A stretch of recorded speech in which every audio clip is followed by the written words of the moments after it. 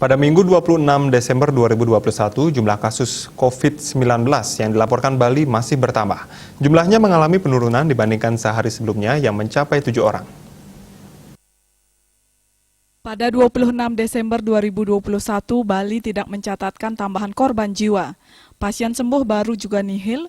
Menurut data Satgas Penanganan COVID-19 Bali, jumlah kasus baru yang dilaporkan sebanyak 4 orang. Kumulatif kasus yang ditangani Bali mencapai 114.370 orang.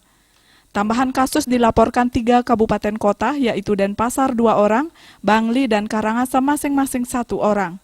6 kabupaten melaporkan nihil tambahan kasus yakni Jembrane, Tabanan, Badung, Gianyar, Kelungkung, dan Buleleng. Kumulatif korban jiwa sebanyak 4.056 orang. Rinciannya 4.050 WNI dan 6 WNA. Pasien sembuh tidak ada penambahan.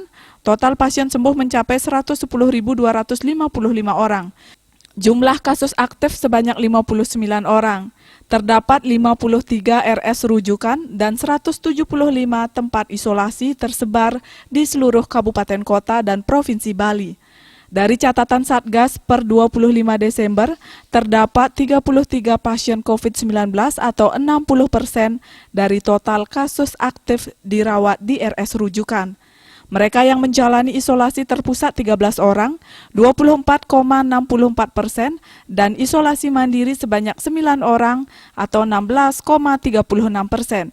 Saat ini Bali memiliki kapasitas isolasi terpusat sebanyak 883 bed dengan sudah terisi sebanyak 13 bed atau 1,47% dan tersisa 870 bed atau 98,53%. Diah Dewi, Bali Pos melaporkan.